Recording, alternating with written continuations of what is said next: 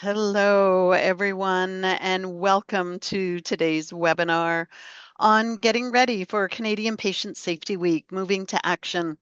My name is Carol Fancott. I am the Director of Patient Safety, Equity and Engagement here at Healthcare Excellence Canada. Now, welcome. We're so happy that you've joined us. And before we get started, just a few housekeeping items. We are pleased to offer French simultaneous interpretation provided by Boost Events, a subsidiary of Boost Lingo LLC, for this session. And if you wish to hear the voice of the interpreter, please select French from the interpretation menu at the bottom of your screen. If you don't see the interpretation menu at the bottom of your screen, then select the icon with the 3 dots inside a circle, and it will lead you to a More menu and then select Interpretation. Now for the slide visuals, we invite you to access the View Options menu at the top of the slides to select the language you wish to see today's slides. If you're using a newer version of Zoom, you can choose the slides you wish to view by selecting the appropriate tab from the top of your Zoom screen. I would like to start by acknowledging that we are meeting on lands across this country that have been inhabited by Indigenous people since the beginning. I am joining you from my home office, which is in Toronto, and the name of Toronto derived from a Mohawk word, Takaranto, which means where there are trees standing in the water. And we are here on the shores of Lake Ontario. This is the traditional territory of many nations, including the Mississaugas of the Credit, the Anishinaabe, the Chippewa, Haudenosaunee, and the Wendat people, and is now home to many First Nations, Inuit, and Métis people. Toronto is covered by Treaty 13 with the Mississaugas of the Credit, and we recognize and deeply appreciate their historic connection to this place. And I recognize the privilege that I have to live, work, and play on these lands. Now, we'd be happy if you'd like to introduce yourself in the chat, and please reflect upon the lands from which you are joining. And if you're unsure, you can look this up in nativeland.ca for guidance. We invite you to share questions and comments at any point throughout this session using our chat box. And these will be addressed during our Coaches Corner, which is following the presentations of today's speakers. And if you're not able to attend the Coaches Corner, we'll be dropping our email into the chat box so that you can connect with us on any questions that you may have. If you need technical support at any time during this webinar, you can reach out to one of our producers using the chat feature. And at this point, I would also like to give a huge thank you to the production team and the translation team who are behind the scenes to ensure that this is a smooth webinar experience for all of us. So again, my name is Carol. I'm going to be your host for today's session, and thank you again for taking time to join us. We're all getting ready for Canadian Patient Safety Week. And as many of you know, Canadian Patient Safety Week is an annual campaign to inspire extraordinary improvements in healthcare safety and quality. There's lots of ways that you can get involved, learn about our theme. Please register for CPSW 2024. You can be organizing your own activity and exploring our infographic that you're going to learn more about today, and engage your teams in the activity card, which is the focus of today's webinar. There's also lots of different resources on the CPSW website, including Patient Safety Essentials and Rethinking Patient Safety Discussion Guide. And of course, attend any one of the webinars that are associated with CPSW this year. As a reminder, CPSW is October 28th to November 1st, and this is where we are going to be exploring this core question. What comes to mind when you think of healthcare harm? Our goal is to collectively broaden our understanding of harm, of understanding experiences of harm that not only include physical harm, but also psychological, spiritual, and social harms. And we know that we can better understand what harm means by engaging with those that have experienced it. The person who experiences a harm is often best positioned to define it and describe its impact on their lives. Recognizing and reducing harm is essential to creating safety for all. So please join us during Canadian Patient Safety Week and register for this webinar series. We're going to be taking a deep dive into many different perspectives and experiences of harm, including those shared by First Nations, Inuit, and Métis, and exploring the relationship between cultural safety and patient safety and how racism results in harm. We're also looking beyond institutional walls and more broadly in home and community. And what does safety and harm look like in these settings? And to keep the momentum going, there's also a webinar following CPSW that's going to focus on leadership for patient safety, and that's happening in November. So the registration will be open for this series tomorrow, and you're going to be able to access it through the CPSW website, understandharm.ca. Okay, now let's start to get ready. By participating in this webinar today, we hope that you're going to be able to expand your understanding of the key concepts within HCC's broader perspective on healthcare harm. You're going to learn the step-by-step instructions on how to conduct the activity card, and you're going to learn from two amazing individuals who are going to share their insights and experiences with healthcare teams as they have facilitated this activity in the past. Before I move to our speakers, I just want to comment that we recognize that talking about harm and listening to experiences of harm is not easy or comfortable, and that it may be triggering for some. And so I want to encourage everyone joining today to enter this space with compassion and, importantly, with self-compassion. It's important that we collectively create an environment where everyone is supported and has the space to learn, to unlearn, and to reflect. And if you find you need to take a pause during this session, that's okay. And do that. And perhaps it's connecting with the people, your pets, the things that bring you comfort and joy. And so feel free to step away to take a moment to rest, reconnect with your surroundings whenever necessary, whether it's during or after the session. Additionally, you may find it helpful to write down or journal some of your thoughts and reflections throughout or after this session. And this may be a practice for processing your experiences and insights.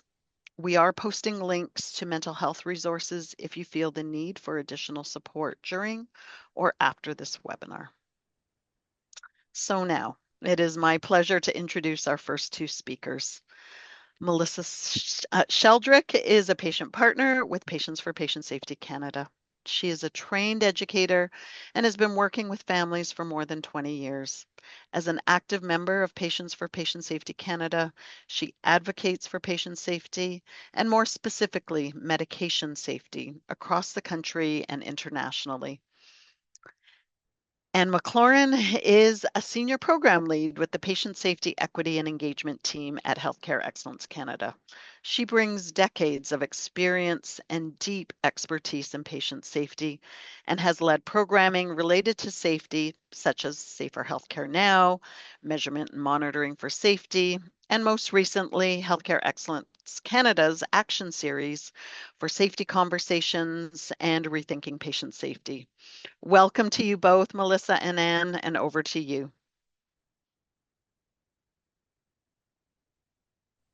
Thank you, Carol, and good afternoon, everybody. It is such a privilege for me to be here with all of you today to share a little bit about my experiences, the things I've learned along the way, and to be able to have a conversation with you a little bit later on.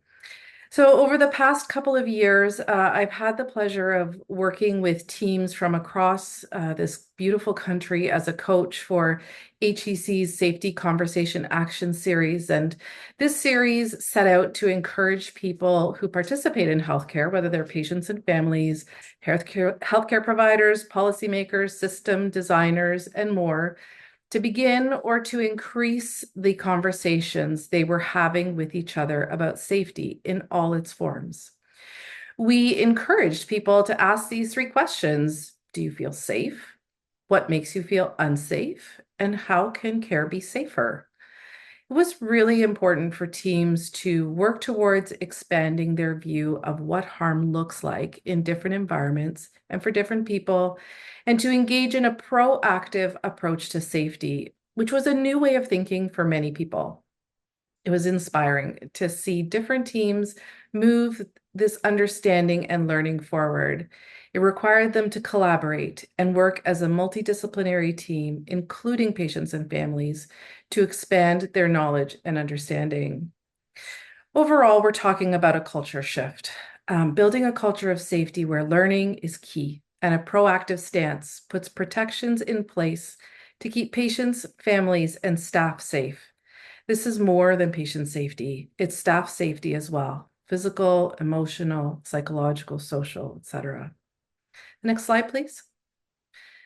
The first concept that I wanted to share with you is about the notion that the absence of harm in healthcare does not mean that it is safe healthcare. Healthcare will always involve risk, and so we have to put systems in place to reduce those risks. The Canadian Institute for Health Information reports that harm occurred in Canadian hospitals in 1 out of every 17 stays. And we know that some populations are at greater risk of experiencing harm due to bias and discrimination. Power imbalances, social inequities, and oppression contribute to harm every day. These harms come in various forms. It's instinctual to think about physical harm first or only, but there are many more forms. Sometimes people are over or underexposed to treatment.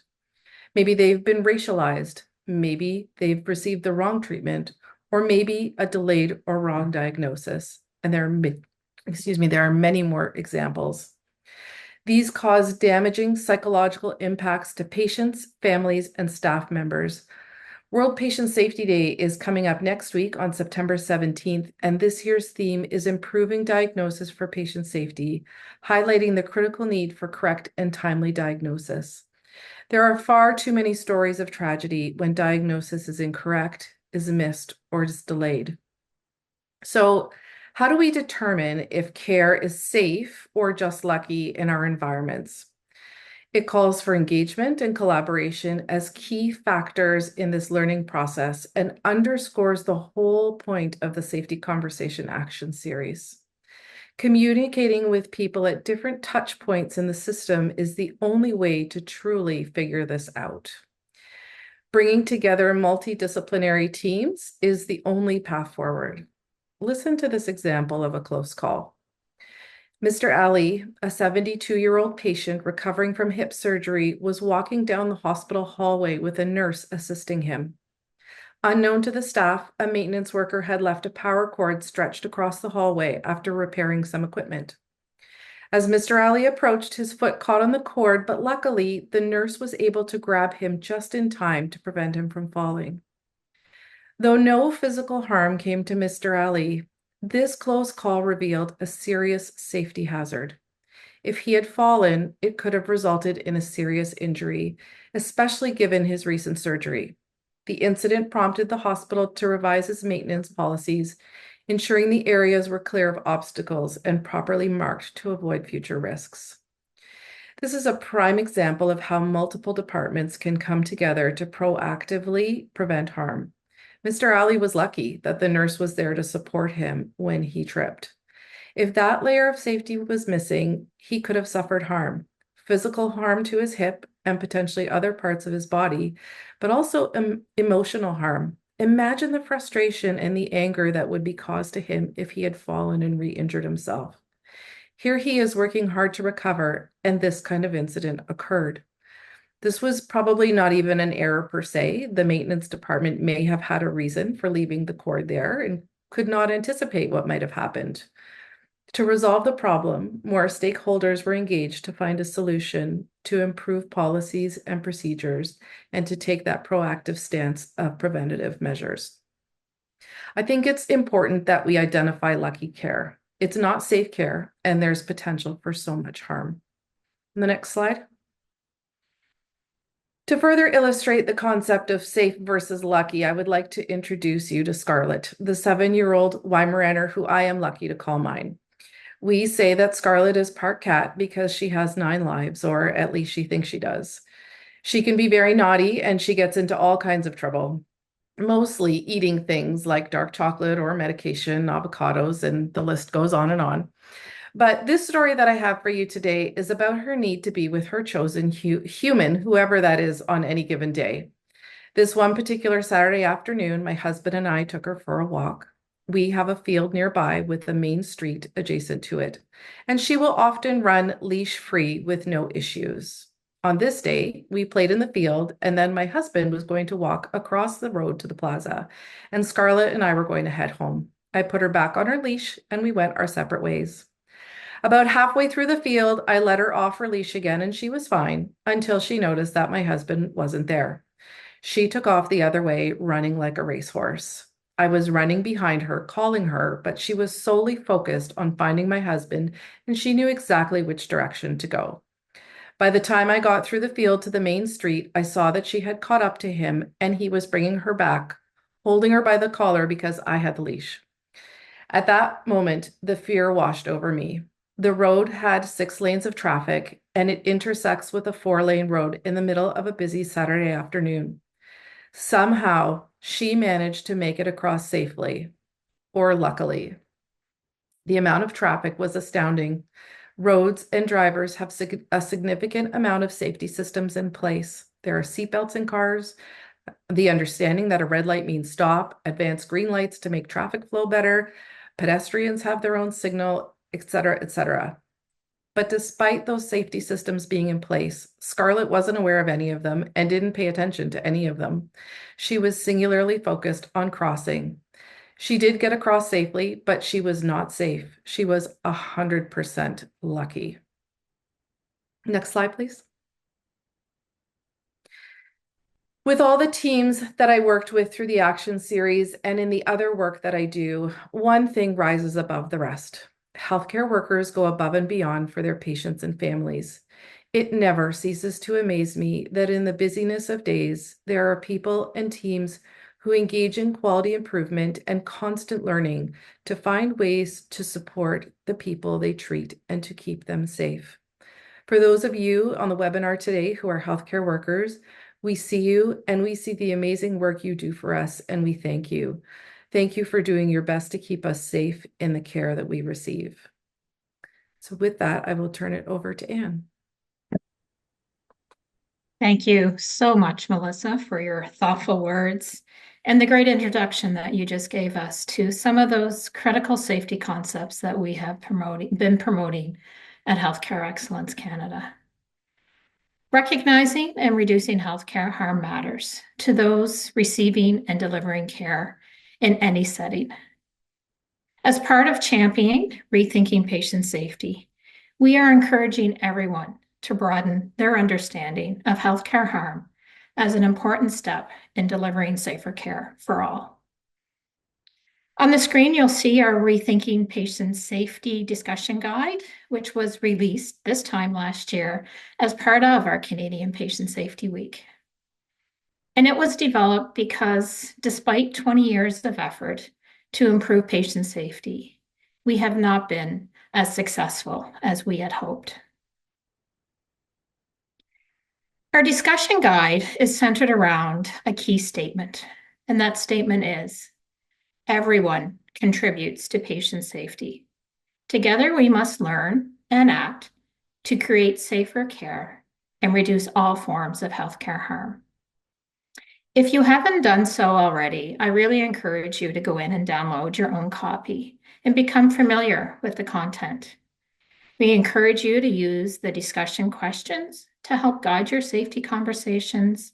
And please refer to the table that's on page 6 for some ideas and some ways that you can start to action safety differently. Next slide. Our theme for Canadian Patient Safety Week this year comes to you in the form of a question. What comes to mind when you think of healthcare harm? We know that inquiry, curiosity, and discussion are critical to safer care.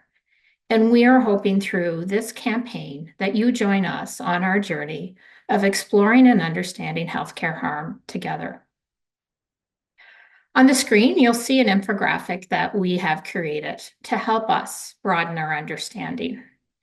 And within this infographic, there are 5 main concepts that we are describing. The first column shows the factors that can promote safety, but also factors that can contribute to safety incidents and harm. Next, we have the categories of safety incidents that can lead to harm. Then we go on to describe the harm that was experienced, who was harmed, and the lasting impact of that harm. And I recognize there is a lot to take in through this one visual. So over the next few slides, I'm going to dive deeper into these 5 concepts. Next slide. So to do this, what I'm going to do is walk you through the pages of our interactive digital infographic that was created and just recently released on our website. And James is going to add that link to the chat box if you want to click on it and follow along with us. Next slide. So here it goes on to describe, and anybody who interacts with our health system, this statement will not be a surprise, that our healthcare system is incredibly complex. It is delivered by many different people, engaging with many processes across various settings and through many transitions of care. Next slide. And what I can tell you is that we are really quite fortunate because for the most part, our health system is safe. And that is because of the multiple layers of safety mechanisms that combine and overlap to support the safe delivery of care. So on the screen, you'll see the many categories of safety systems that are in place. And when you click on any one of those boxes, you'll see many examples for each category. For example, if you click on patient, client, resident, you'll see the many ways that our patients and clients can contribute to safer care, such as having their care partner present, being invited to co-create their health and safety plans with their healthcare team, and having their psychological safety supported so they feel comfortable speaking up and asking questions. So these are just a very few examples of the ways that we can work together to create safety. And I encourage you to explore the many other examples that are included in this page. So moving along to the next page, we're going to start to explore the concept of contributing factors. Due to the complexity of our health system, if you could just go back one slide to the contributing factors, yeah.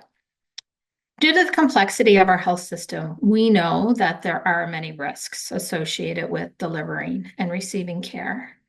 And despite our best efforts, intentions, harm does sometimes happen.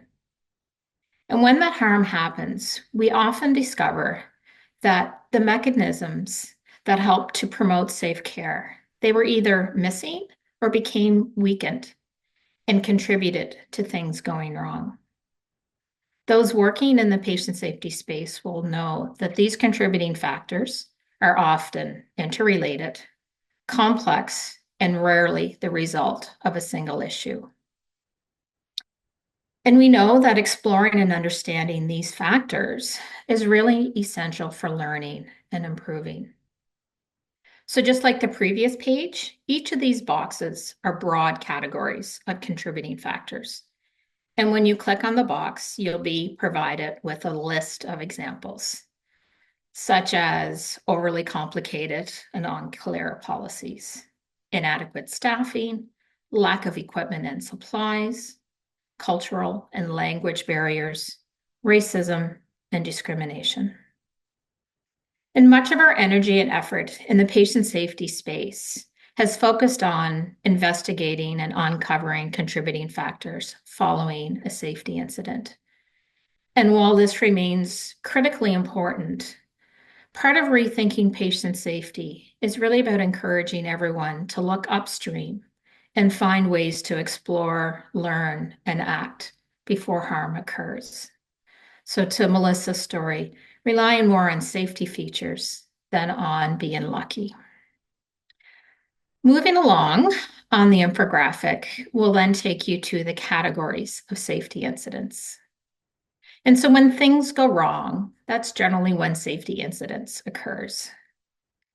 And the authors from our framework that we use to help guide this work, the Measurement and Monitoring of Safety Framework, along with some of the work we've been doing at Healthcare Excellence Canada, we have categorized safety incidents as delayed, missed, or incorrect diagnosis, under, over, or incorrect treatment or services, demeaning or dehumanizing incidents, treatment or service specific or general healthcare incidents, incidents arising from transitions of care, culturally unsafe care, and moral distress.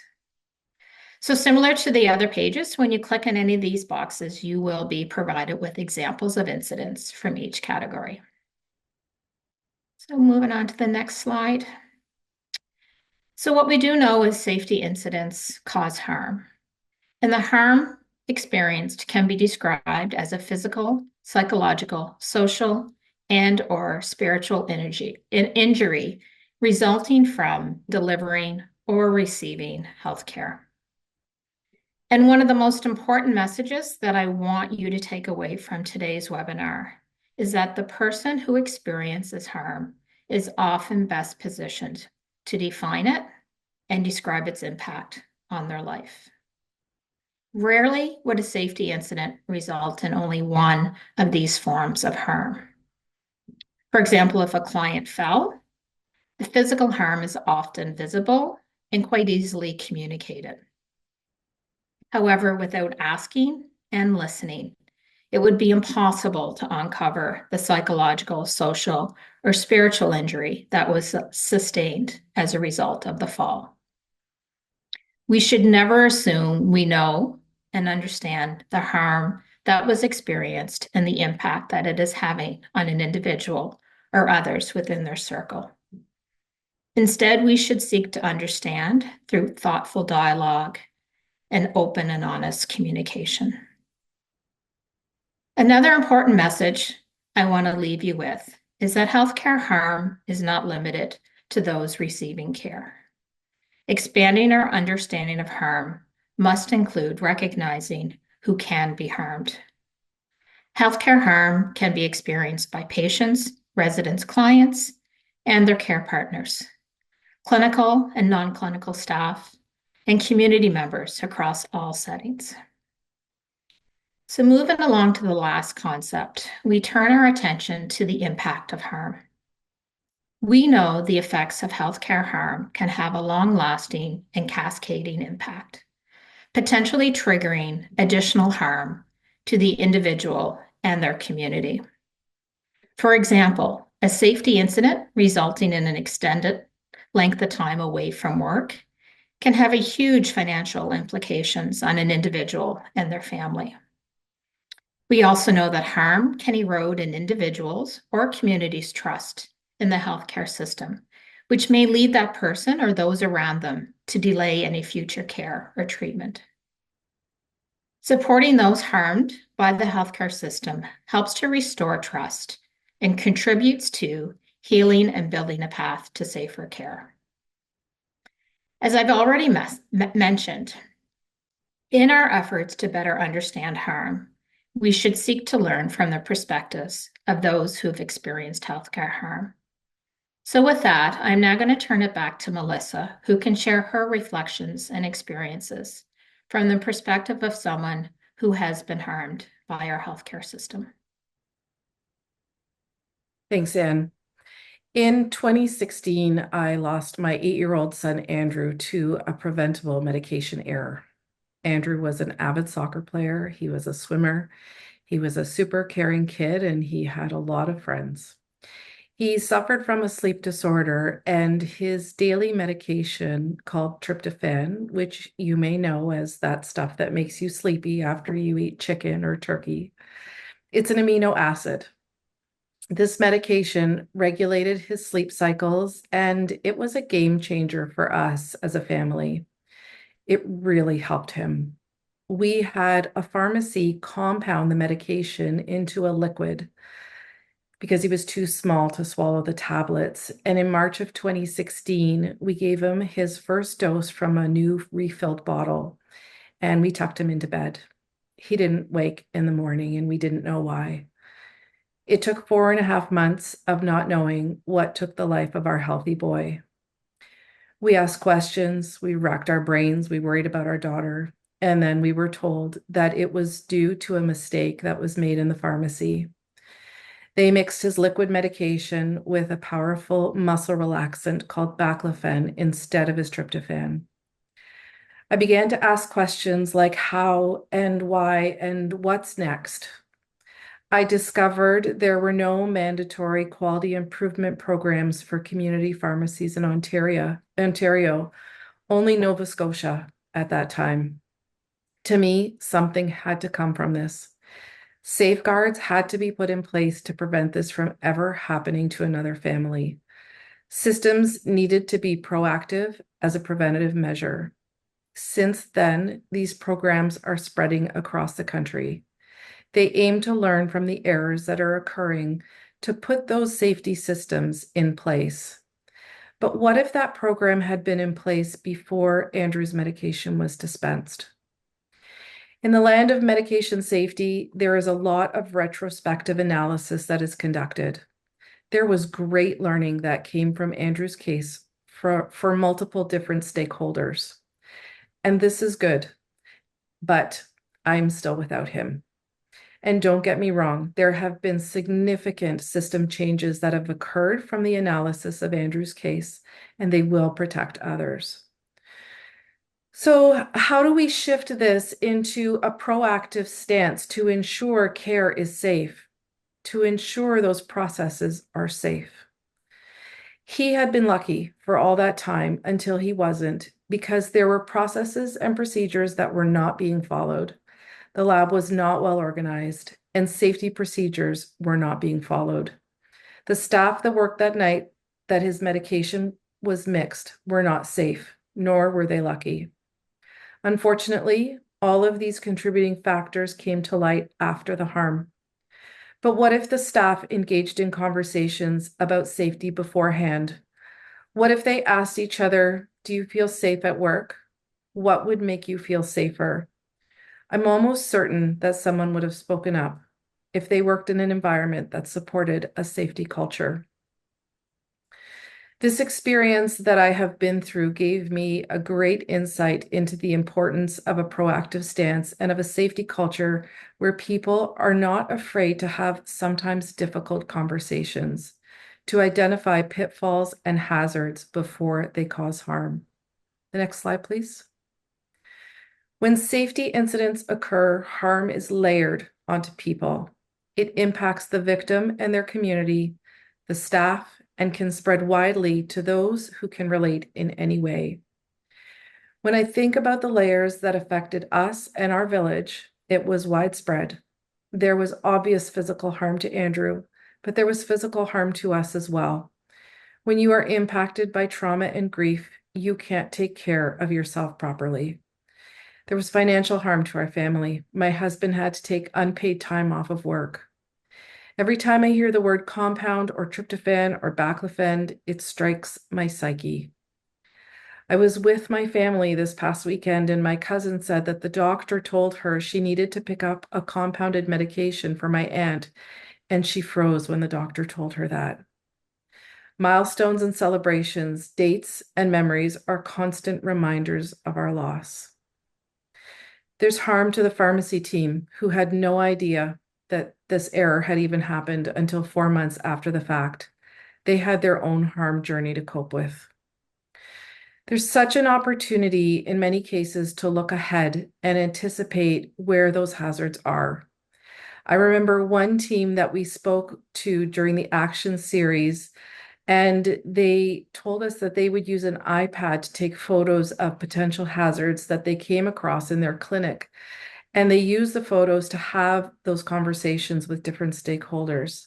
For example, they probably would have taken a photo of that cord that Mr. Ali tripped on.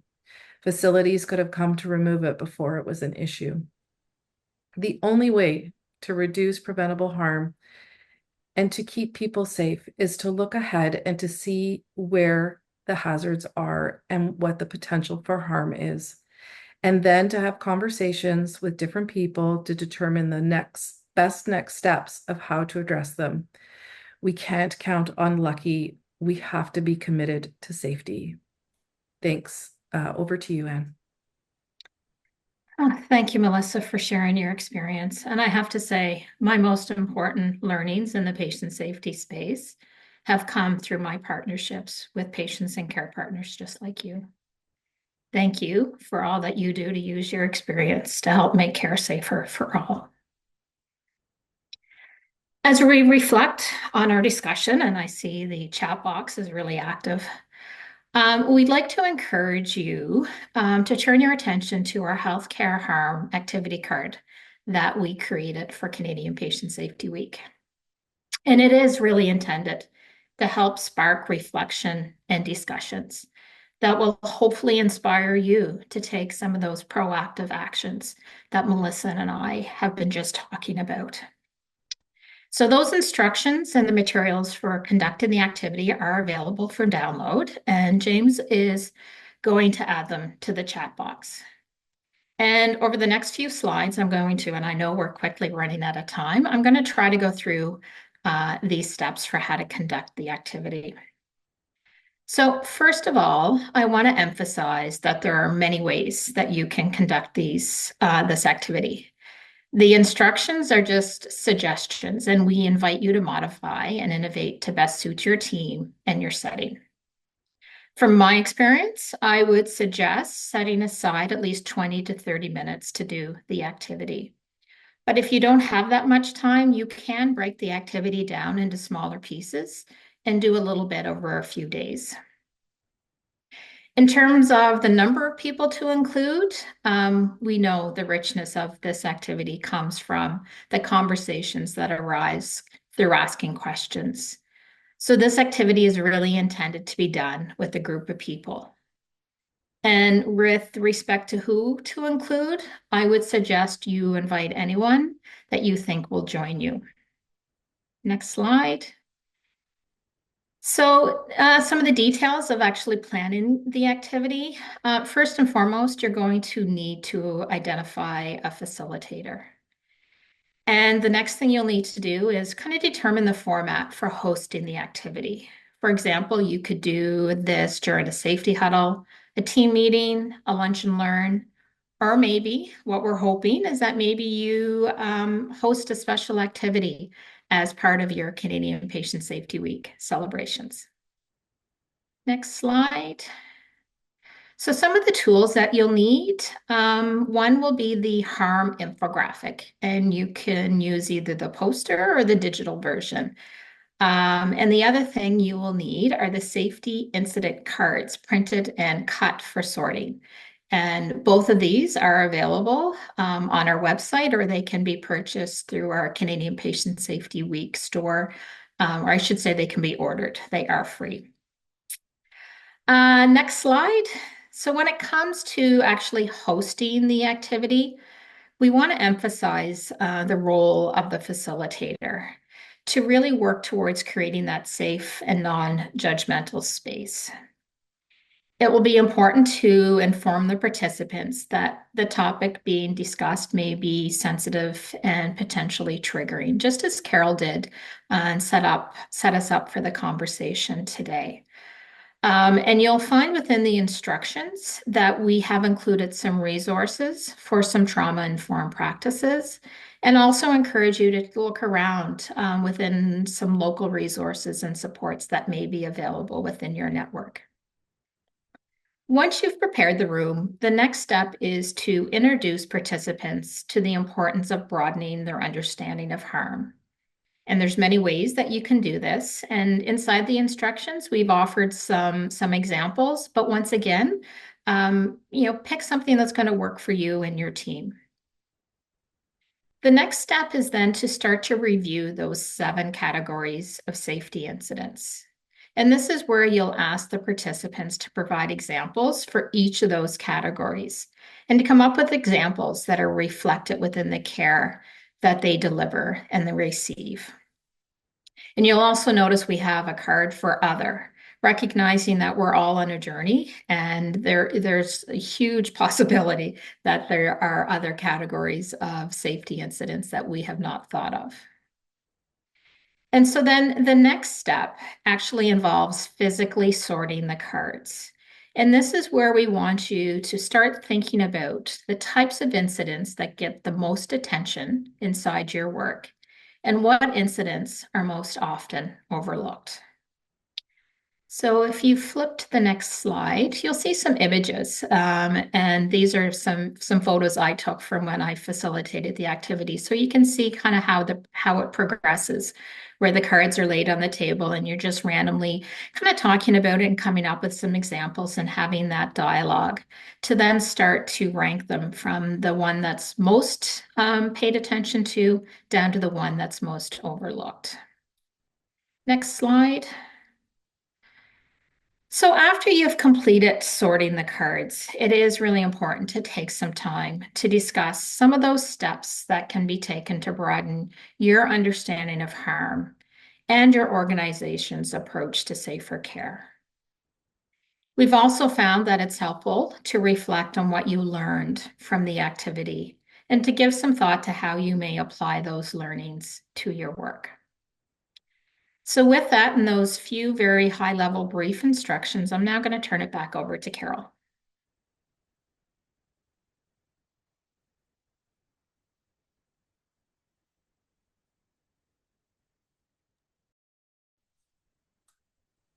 Thanks, folks. Apologies about that. Always the sticky buttons. I would just like to start with a huge thank you and Melissa for your incredibly powerful words and for sharing your experience with us, the many, many harms that your son and your family have experienced. And you demonstrate such grace and resilience in taking such tragedy and advocating for better. So thank you for your tireless work to make care safer for all of us. And Anne, thank you for walking through the infographic and the activity card with such clarity, many complex concepts, and you always make things so digestible to help us understand. And so we're going to move to our next two speakers to bring this activity card to life with their experiences in actually doing this activity. I'm going to say I have felt the need to pause after hearing such experiences, and I want to encourage everyone to take a deep breath and again take the time that you need. And as I make that recommendation, I am also going to introduce our next speaker. And I know Christina Denysek, who is such a formidable leader and is such a relational leader and comes to this work with incredible passion and compassion. And Christina has championed patient safety efforts in Saskatchewan, has embraced rethinking patient safety, and really those recommendations that both Anne and Melissa had pointed to of acting differently to create safety and to recognize harms more broadly. And so this past year, we had the great privilege of having Christina join us as a coach for the Rethinking Patient Safety Action Series, and she continues to formally mentor other growing leaders in this area. So over to you, Christina, and thank you for joining us today. Good morning, everyone, and welcome. And I'm joining you from Yorkton in Saskatchewan on Treaty 4 land. I've had the privilege to be born, work, and play here. So happy to be here. And again, thank you very much to the previous presenters, always very humbling. So I wanted to share with you an experience that we had.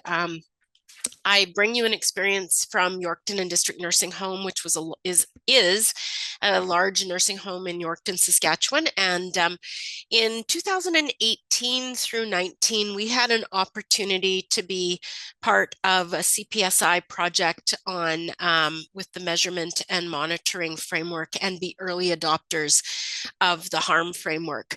The model does look differently now, and as Anne described, it is evolving evolving, and as we learn more and more, which is exciting. So I just want to quickly share with you some of our experiences and how we proceeded with the model. Next slide.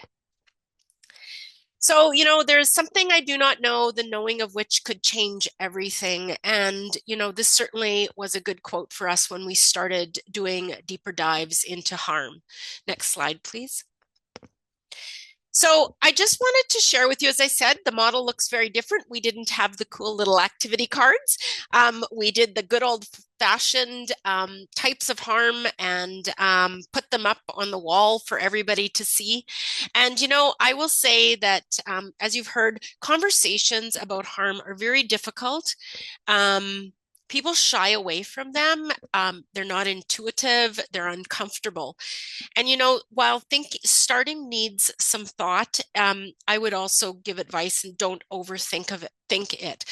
Give opportunity for conversation, and you just got to get started. So what we did was we made it visible. This was actually a big wall in our resident and family care space, and we just started the conversation. Slow is okay. Be okay with silence. Sometimes it takes people time to think, to process as well. Be ready with some real examples, and I'll share those with you shortly. Ask curious questions. Be open. As we heard Anne say, don't presume that you know answers. Really, it's only people themselves can describe what they have, what has impacted them, and what they have felt. Take time to explore, ask for more, chat. There really are no wrong answers. You want to keep the conversation going. You also heard involve more, be inclusive. We started with our frontline staff. As people started to see more and more, we had our housekeeping staff and environmental staff. We had our dietary staff wanting to participate. Family and care providers as well were coming by. And keep building on the conversation. Stay intuitive and connected, and offer support as you go along. As you said, you just don't know sometimes, where the place from which people come from, and they may need help. Next slide, please. So again, we started the conversation just into a big area. This is one of our very keen directors who, again, leading by example, wanted to start the conversation. And I know it's hard to see, but way in the back, you can actually see some Post-it notes starting to come up as people started to talk about what types of harm and what they had experienced. Next slide, please. I wanted to point this one out. Again, the conversation was continuing, and that was in our project. We involved a patient family representative, and Adele was such an impactful part of our team. She was present with us every step of the way. And, I know people have worked with family, they've worked with care providers support. And, we were so very grateful to have Adele by our side the whole way and provided such amazing insights for us. Next slide, please. So again, busy slide, but not going to go through all of this in the interest of time. Again, we just had some examples ready to try to launch discussion with staff. And as you can see by those three on the side, oftentimes physical harm is very easy to see, and it's oftentimes the harm that gets reported. But there is so much more, different types of harm, psychological harm, and the other types. And once the conversation starts, it was amazing what started to come forward. So again, we use this as a few examples to get the conversation going, and off it was like in flying colors. Next slide, please. Here's another picture. So psychological harm, dehumanization, and delayed treatment or misdiagnosis was something else that, as you can see, and there's some little dots on there as we started to see it really, when someone would bring an example forward, it didn't take long before others could relate to the same type of harm or the same type of example. So it really was quite amazing, the commonality that started to come through and the experiences that people had had or knew about. Next slide, please. I just wanted to reiterate that talking about harm is very uncomfortable. I worked in healthcare for a very long time, and you know, admitting that you have been, as Anne said, we still haven't made the progress that we want to. And so it just feels like an admission of wrongdoing when you talk about harm. But honestly, it's where the gems and the nuggets are, and you really need to have the conversation.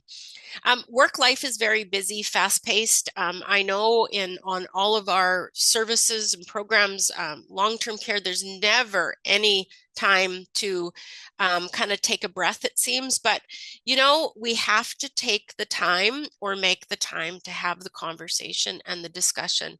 It's really, really important. We don't talk about what we tend to think should be a given.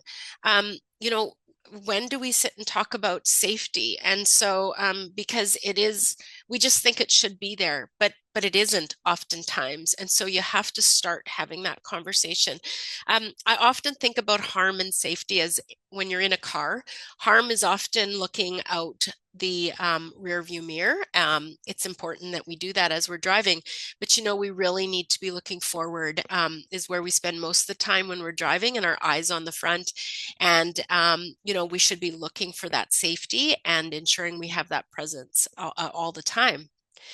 Welcome and engage all in the conversation. Use a broad definition of the team: clinicians, care providers, support staff, family, residents, leaders, frontline, executive team. Everybody has a role to play in some way, shape, or form. Your contractors, again, contract pharmacists, physiotherapists. Just don't box yourself in on who's part of the team. You'd be very surprised. And, commit to enhancing the conversation. Don't make this the flavor of the month. And I just offer that because that is one thing that when we started on our journey with the framework, is some stuff we heard about was going to be, oh, this is a flavor of the month. Let's give it time. We'll be back to the way we've always done it, and keep it going. And I have to tell you that, as I said, we were early adopters back in 2018, and the work is still ongoing and progressing in this nursing home, and the spread is still happening, and they're still working really hard to sustain. So don't ever take your finger off the pulse. It's worth it all the time. Thank you very much. Thank you so much, Christina. Always so many pearls of wisdom, and I love the many examples that you provided and the visuals with that. And you enter as a leader with such humility and vulnerability. So thank you for reminding us of that and the need to make the time, prioritize it, and it's relational work that includes everybody. So thank you. We're now going to move to our final speaker, Symone Dhariwal-Verma.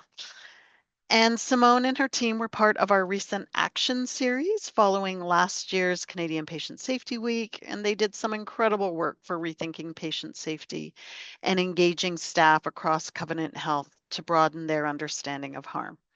Symone is a registered nurse, patient safety consultant at Covenant Health, Grey Nuns Community Hospital in Edmonton, and her portfolio includes medicine, emergency, respiratory, cardiology, and intensive care. Over to you, Symone. Hi, everybody. Next slide, please. So I'd love to start today with a land acknowledgement. We are an Indigenous land in Treaty 6 territory, land occupied, traveled, and cared for by Indigenous people since time immemorial. This place is a traditional meeting ground, gathering place, and traveling root of the Cree, Saulteaux, Blackfoot, Métis, Dene, and Nakota Sioux. The histories, languages, and cultures of these people enrich our shared heritage. We are all bound by the spirit and intent of treaty. And too often, these agreements between nations are excluded from the stories we tell about the past, this place, and ourselves. We must be truthful about what has happened in our communities and make meaningful decisions about who is included, who is represented, and how we reflect. I'd also love to give you some background on Covenant Health, which has a proud history of delivering quality, innovative health services to Albertans. Staff and volunteers at our facilities serve with compassion, upholding the sacredness of life in all stages, and caring for the whole person, body, mind, and soul. Covenant Health provides acute care, continuing care, and independent living services at 26 sites in 15 different communities across the province of Alberta. We collaborate with partners to support people most at risk in society and individuals during their most vulnerable times. Now, I'd love to share with you some of the experiences and learnings from our work with the activity card here at Grey Nuns Hospital through the Healthcare Excellence Canada Action Series earlier on this year. As you can see on this slide, we have an example of our family medicine unit, which I had the pleasure of hosting this activity with. Additionally, we have run sessions for the critical care team, Assistant Head Nurses Education Day, and nursing leadership students from the colleges. I've received multiple requests to provide these sessions on site and will continue to champion this very important work. These teams are interdisciplinary and comprised of all levels of nursing staff, rehab staff, social work, managers, patient safety consultants, patient partners, volunteers, and more. What I have learned is that the more disciplines you can get in the room, the more rich those experiences become. Staff were very open to hear and share their experiences, which led to very rich discussions. What was most profound for the staff was the fact that they themselves were included in the paradigm as being receivers of the impact of harm. This was extremely validating to the staff. Next slide, please. I'd like to use the adage, if you bring food, they will come. And certainly that was the case. However, staff were so engaged in this work that no one even touched the food until the activity was complete. That in itself shows how meaningful and impactful this work is and how engaged and thankful our frontline staff were to be included in this activity. There were certainly some common themes that arose. During and post-COVID, most education sessions moved away from in-person. There was no congregation. There were limits on the room, how many people you could have. Everything moved to Teams or to Zoom. And this was our first real opportunity to bring everyone back to the table and listen to and have questions in person. The staff were so thankful to have a venue to which they could describe their feelings and experiences on all the realms of harm in a personal, warm setting versus what they had been experiencing since the pandemic had begun. Not one of the many online surveys, emails about safety that come across, but a real-time event that they could actively participate in and feel heard. This concept was articulated to me multiple times across programs. A thank you for creating a venue where we can actually be heard and our experiences validated together. Of course, with the positive, there is always the contrast of the conflicting experience. As we discuss the different categories of safety incidents, you can imagine it can be quite triggering for some staff. It is especially important to create a safe space where people can feel heard. I heard about their frustrations with the system, and the question was asked, why are we doing this? If we can't change the physical space, we can't add more teams, we can't spend more money, etc., why bother? And to those people who are struggling, I say, you are all uniquely positioned to identify these healthcare harms, whether you're a healthcare aide, an assistant head nurse, a social worker, an occupational therapist, any of the professions. You all have a unique position and a point of view to identify the harms occurring around you and to advocate for that patient and their family. Join your quality councils, use the reporting and learning systems, bring up issues at rapid rounds and other mechanisms of advocacy. And remember that advocacy is the heart of patient safety. Thank you.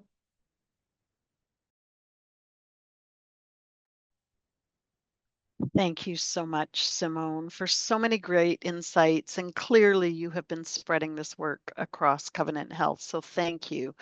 Such creativity, so many great ideas that are generated, and a reminder of the focus on who is harmed potentially, and keeping all of us safe in generating these conversations. And so we hope all of you have found this session to be helpful as you're getting ready for Canadian Patient Safety Week. And I do want to extend a reminder again to please take care of yourself. These are not easy discussions and the content is very difficult. And so please take the time for yourself, reflect as you need. And again, we will be posting the supports that are available for you if needed. I also noted that the chat was quite active, and I just wanted to thank all of you for the supportive words that many of you expressed in the chat. So as we draw to a close of the presentation section of this webinar, I would like to remind you, please don't forget to register for Canadian Patient Safety Week. Join our email listserv to learn how you can get involved and be connected to the many resources that we are providing to improve healthcare quality and safety. You can visit understandharm.ca or use the QR code that is here on your screen now. Just going through a few more of the resources that we have, you will see in this slide, we recently released Patient Safety Essentials, and this is a free 6-module self-directed program that is designed especially for healthcare providers, but others as well, like patient partners, to provide the essentials to understand patient safety. And again, you can sign up or use the QR code that is on the screen. Now, before we move to Coach's Corner, which I'm really excited about, and this is where we will dig into the questions that you posed in the chat and other questions you may have, we do ask that you respond to the polling questions that are going to pop up on your screen regarding the webinar today, and please select one option for each question that occurs before clicking submit.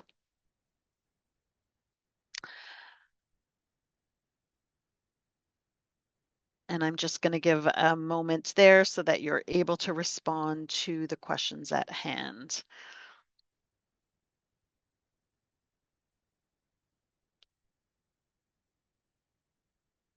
Okay, now I am hoping that folks have had opportunity to get into the questions, and I seem to have minimized them and can't seem to pop them back up, but I'm hoping that you are all seeing the questions at hand as we now move into our Coach's Corner session. And I'm going to ask the production team, just let me know if we're ready to move into this now. The poll has been launched, I understand, and so we are going to move to the Coach's Corner session now. Once again, I would like to thank Anne, Melissa, Christina, and Symone for just the wonderful presentations, insights, experiences that you offered today. And of course, thank you to our audience for joining us. So this is concluding the formal presentation part of the webinar. Please stay on the line for the Coach's Corner.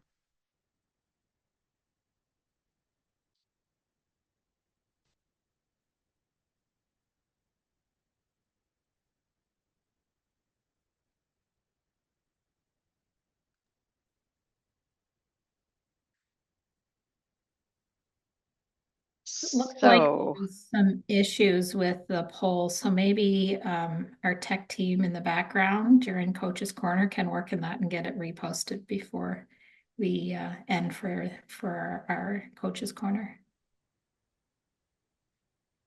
thank you, Anne. My multiple screens were failing me here, and I wasn't sure where I had minimized. So, is the poll going back up then? Or Sure, Carol, I can relaunch the poll. I made sure to download what we had so far. okay. Yeah. Okay. So there may be opportunity. We want to just make sure that we're collecting information for all of you that were able to join. Okay, we'll take a second there. That is speaking to your primary role in healthcare. Oh, sorry. So there's 7 questions in the poll, Yeah. and you have to scroll down through on the poll to get to all of them. So those that were saying you couldn't get past the first question, you just have to scroll down through. Thanks, Sam.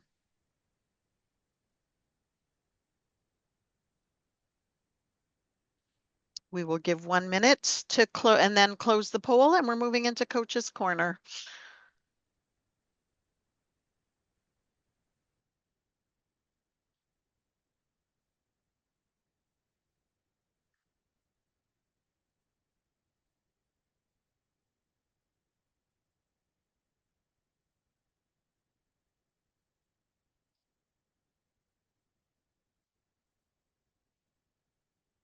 Okay, I see there's questions about allowing access into the poll again. I do see it up on my screen.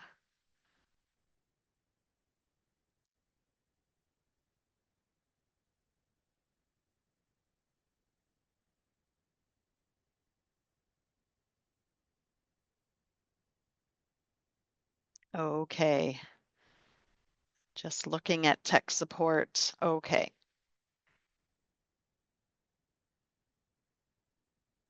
And we can send these questions via email. So thank you so much, our tech folks, and maybe we can take the poll down now and move into the Coach's Corner. And excited that we just have such a wonderful depth and breadth of expertise with us. I'm just going into the live questions that we have available to us, and I am going to be asking our wonderful presenters to be able to respond to some of these questions. And so if folks are ready, I will start from the top. One of the questions that came through the chat was if we are able to provide examples of social or spiritual harm or injury. I might start with you, Christina and Symone, who have actually run this activity to see what had emerged through your card sorting, and if you're able to provide us with some examples. Absolutely. And Christina, if you don't mind, I'll just jump right in because this did come up. Of course, Covenant Health is a Catholic faith-based organization. And so our staff actually did bring up some issues when they were, trying to increase cultural competence, making sure people feel safe. And some of the things that came up were simply as things as simple as like the cross in the room. Right here at Covenant, we've got a cross in all the rooms. And for some of our population, that felt threatening, right? For people who had, been a part of generational trauma, maybe family members of residential school survivors, things like that. And so the staff were discussing, like, what are the ways we can do? Can we remove the cross? Is it okay? Like, and yeah, absolutely it is. But they didn't even realize they had the permission to do these things, right? Engage with our Indigenous liaison, find different ways and different resources to help our Indigenous population, ensure that we have processes in place that we can do smudging and other kinds of things within the facility to let people know that, yes, we are a faith-based organization, but everyone is welcome here. And we will do our best to support you from a culturally safe way. But do recognize historically, there is some fear around accessing help from a faith-based organization. So certainly the floor staff see this and advocate for people as best as they can. Sometimes it happens on evenings and nights, right, when managers aren't here and able to, swoop in and bring in supports. But trying to build and increase our awareness and knowledge to help support, again, all people who come through our doors, because at the end of the day, we're a community hospital. The community looks at us to be that support for the community and not provide any barriers for access. So certainly this did come across, as we are unique in that we are a faith-based organization. Thank you for sharing that, Symone, and the considerations that we might have and the questions that might come up with something like that. Christina, do you want to jump in and add, through your experience of doing the activity, what might have emerged and the examples that you might provide for social and spiritual harm and injury?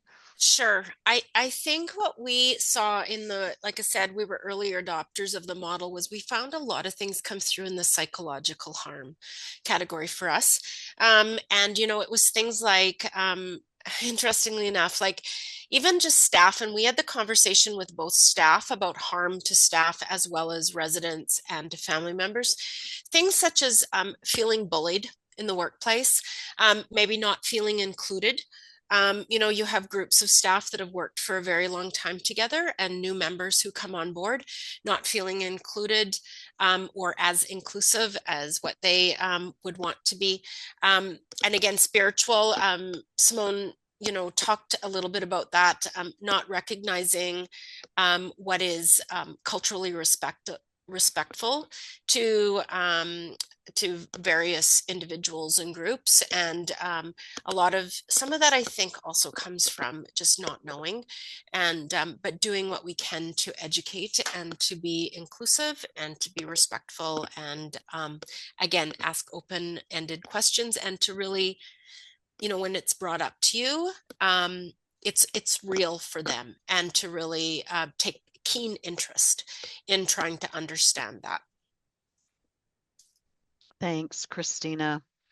Now, Melissa and Anne, I'm going to welcome you to come in. Melissa, you did a beautiful job in sharing your experiences with us, and I know you brought in the many, many different harms that you and your family have experienced. Happy for you to jump in and further share.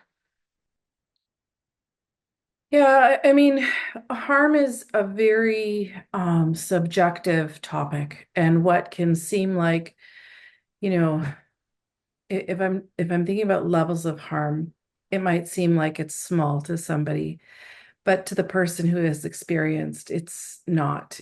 And so there's a level of understanding there that we have to extend to people in all of those different forms. I think for us, the way it manifests the most is psychological harm. Um, Certainly socially, there's anxiety that is embedded in our everyday.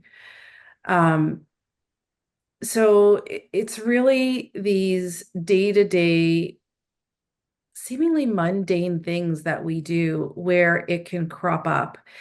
And it's not always a huge impact, but it's always there. And I think that consistency of reliving and living that experience is something that we have to really keep in mind.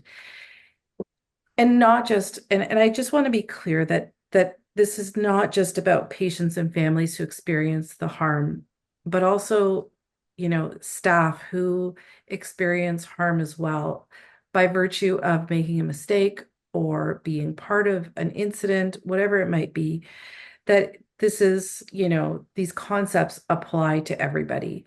And so that kindness and that compassion that you talked about earlier, Carol, is just so important when we connect with people and we communicate with people, and allowing people to have conversations truly about what they're feeling and what they're experiencing. And, like if somebody's new to an organization and they don't feel comfortable, but you are doing everything you possibly can to make them feel comfortable, right?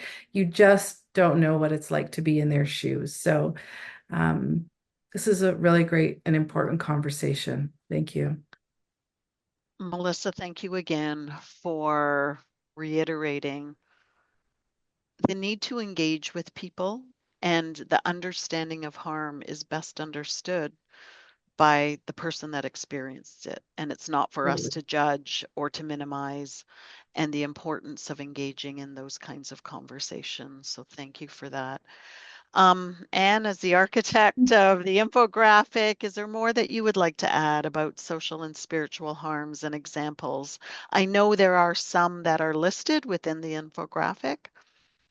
Yeah, and speaking of social harm, and just looking back a couple of years ago, I think something that everyone can probably relate to is the social isolation we felt during the pandemic.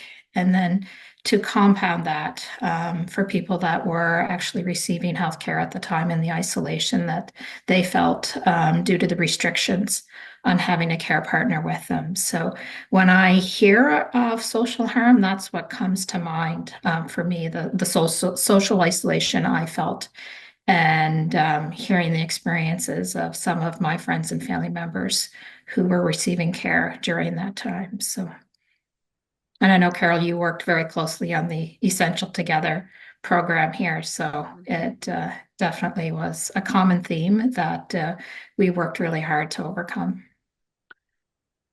Thanks, Anne. And I think we can also think about at a more systemic level, social harms that are often experienced not only by people, but by communities. And we know the harms that can happen as a result of systemic racism and discrimination that may delay care. And then it leads to the care incidents that are noted in the infographic. I'm going to move us into the next question. There's a few questions that did come through the chat, and I find this one is a super interesting one around timing and to whom. And so the question is about, is there a time limit? Is it ever too late to bring forward issues of harm and safety that have been encountered within the health system? And then who is it that we would bring them forward to? And I think importantly, how do we encourage people to recognize the harms that they may have experienced and encourage them to bring these forward so that they're able to share their experiences? So I might, if I can, maybe start with you, Melissa, based on your experiences, and then I'm going to run it through. I'm going to tee you up, Christina and Symone next. And you can be the ringer on this one again. Melissa? One aspect of this question that I really want to bring forward is apology and conversation and communication. There is thinking that exists that an apology is equal to guilt, and it is so much more than that. It is not about admitting guilt. Extending an apology and having a conversation about what happened is really important. It is not something we ever received. It is not anything that we never had communication with pharmacy after all of this happened.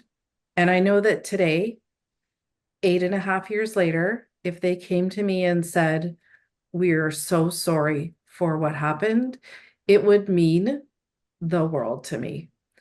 There is no time limit on important conversations about safety and where that journey has taken everybody. So I think that, this is not a legal system. There's often time limits in legal systems, and this is not. It is important that we address these things when we're ready, right? There has to be a readiness, but sometimes we're never ready, and maybe they're never ready, and it is what it is. But I think that when you can address it, you should address it, and you should be able to bring those parties together to have some restorative conversation and talk about, lessons learned and next steps and things like that. So I wanted to just share that little bit about apology and honest communication between parties is just so important. And I think there's no time frame that's unacceptable. Thank you, Melissa. And I think you raised such an important point, the notion of healing after harm. I know Patients for Patient Safety Canada have been advocating and leading in this work. And this notion of there is no time limit, it will continue, as will the healing. So thank you for sharing that. I'm going to bring it over to you, Christina and Symone, if there's anything else that you would like to add about this, maybe touching on the who would this go to? Who should people reach out to if they do want to discuss issues or harms that they've experienced? You know, I'll just I just want to say that I completely as someone who as a leader that worked in healthcare, I completely agree with Melissa. And you know, I think that was well said. And um, you know, I mean, as I said earlier, I worked for over 35 years in healthcare, and you know, it's never a wrong time, and it's never too late to talk about these things. And I would also say that, like in most organizations, there is a patient advocate or somebody that can be connected with. But having said that, I think, and I would encourage everyone to always listen. You are a leader in some form, way, shape, or form in healthcare. If you are a frontline provider, you are a leader in your own right. If you are a formal leader, you know, and I would also say that there's always opportunity to learn.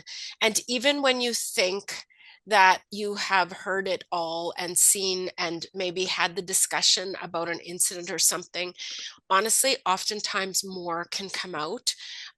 Or, you know, lots, again, I'll start off by saying we don't know what we don't know. So be open to the conversation. Always be curious, always be asking questions, and, you know, I, listen for understanding. Wise words, Christina. Symone, I welcome you to jump in on this one if there's anything else you'd like Absolutely. to add. And I have to second everyone's thoughts. I do not believe there's ever a time limit on bringing up concerns or issues. I think that there's tons of historical practices that we see now are obsolete. And if we had just done what we'd always do, people would have continued to be at risk and experience harm. And so I think when we know better, we do better. So I would never want to limit any of that to a time frame. I think from my staff's perspective, they are only now starting to explore the traumas that they have experienced through the COVID period, and only are now starting to discuss the things that they experienced or saw or witnessed. And so I would never want to put any sort of time limit on that. From our organization's perspective, we do have a non-denominational organization that provides support to our staff called Homeward Health. So webinars, counseling, all those kinds of things are in place. For our union-based staff, they actually also have a number of counseling sessions that are included with their benefits package. So there's kind of a multi-prong approach here, right? You've got your benefits from within, but also the organizational supports that are also in place, as well as ones within our own structure as well. And so whether, again, it's a council, whether it's a session, I just always advocate for speaking and bringing these issues up because there is strength in in numbers, and sometimes it takes, there's certain things that's taken me years to get off, to get up in the air, right? And sometimes you have to hold something in your pocket and wait for the right time to bring it up. But I absolutely believe we should always do it. We should not become complacent. And something that I've personally been working on here is just culture, right? There's this underlying sense of retribution or guilt, as Melissa had articulated earlier. And so something that I definitely have been putting a focus on is creating that awareness of just culture, because as we know, it is rarely a single individual who is at fault for sentinel events. It's most often system issues, and that was articulated in the table, right? We've multiple layers of defense, but that Swiss cheese model does come to an effect, right? And slight deviations in standard operating procedures can lead to these sentinel events. So it's important that we look at them, we speak, we're honest, but that our staff also feels safe to talk about these things, and they don't have that fear of retribution. Thanks, Symone. And I think that's a great reminder of when we are seeking to do an activity like this, when we are hearing of patient safety issues and harm from others, of creating that safe space that people feel that they can raise these issues, but also the need to create the safe environment for everyone, that they have the supports required when they are sharing. So thanks for coming back to that, and just the notion of trauma-informed practice that I think needs to be wrapped around these conversations. And I'm going to move us on because the chat has been very active and there's lots of questions. So I'm going to throw two out to you. One I think is going to be pretty straightforward, and the other one you may have more insights into. One was, there was a comment on, you know, the settings in which this activity may be done and how difficult it may be in some sectors or in some settings to actually bring people in person. And so, can this activity be done in a virtual space rather, or was it designed specifically for in-person use? Excellent question. I have facilitated this activity both in virtual worlds and in-person worlds. And I think we can all agree that you can't really replace the power that comes from sitting around a table and having a conversation. But if you can't do that, there have been some very powerful conversations that have occurred in the virtual space. Some of the ways that we've done this is by creating some breakout rooms, and creating that safe space within smaller rooms, and really taking advantage of the chat feature within a virtual world. So inviting people to provide their examples of the different types of incidents in the chat box. And then quite often what I do when we don't have those physical cards to use, you can use a virtual platform where you can go to another platform and people can vote, something like the poll that we used in Zoom. And if you're not that techie, it can be simple as, use the chat box and type in the type of harm that gets the most attention. And then as you see what's coming in and having a conversation about that, you can just reverse the question and ask people to use the chat box to type in the type of harm that gets most often overlooked. So yes, absolutely, this can be done in a virtual world. Thank you for your advice on that. I'm going to move to the next question because I think it's an important one, and I know it's one that we at HEC have gotten in the past. I'm going to start with you, Anne, on this one. And it's related to severity definitions of non-physical harms. Because we are broadening our understanding of harm, we know that there are incident reporting and learning systems in place across this country. And so if you can share, are there other places that have a system in place already? And what advice would you offer on this? Yeah, sure. So there are some groups, we've heard of pockets of groups that have been trying to categorize and rank the severity of psychological harm. Seen pockets of it in Canada, and our partners in the NHS and National Health System in England have been doing some work on this. I think what we've heard from them is that it's not an easy job and it's not something that they've been overly successful on in doing. From my perspective, when people ask me this, I kind of say the intent of raising awareness around the other types of harm isn't necessarily for the purpose of ranking and reporting it. My goal would be back to that concept of just starting with the conversation and being open to the dialogue and listening and learning from an individual. And as Melissa had said, it's so individualized and it's not necessarily something that you can put a number on or should attempt to put a number on. So the lack of having a ranking system, let's start with dialogue and conversation. Would anyone else like to add to that before I move into sort of the final 2 minutes here? Okay. I think that is a reminder. I was going to say what you ended with, Anne, a reminder of what Melissa had said earlier on, that, we know that harm is best defined by those that have experienced it. And so I think there are ways, or we're going to need to be really thinking about how the non-physical harms may get reported. But again, I think it's through engagement efforts and listening to understand, as Christina reminded us earlier, that will be an important aspect of really broadening our understanding and being able to learn and make changes as a result. There are a couple of other questions here, and I'm going to answer one of them very quickly, and then I'm going to be closing us off. There was a question about the promotional materials and are they available? If you go to our CPSW website at understandharm.ca, you will see a link where you can order promotional materials for CPSW. There's been a huge uptake this year, and so please do see what is left in our inventory, and we welcome you to make those orders. And this now does conclude the time that we have together. And I am going to end again with a huge thank you to our wonderful speakers, Melissa and Symone and Christina, for offering their wisdom, their guidance, their deep expertise and experience in this area of understanding harm. And a huge thank you to you, our audience, for joining us over the last 90 minutes.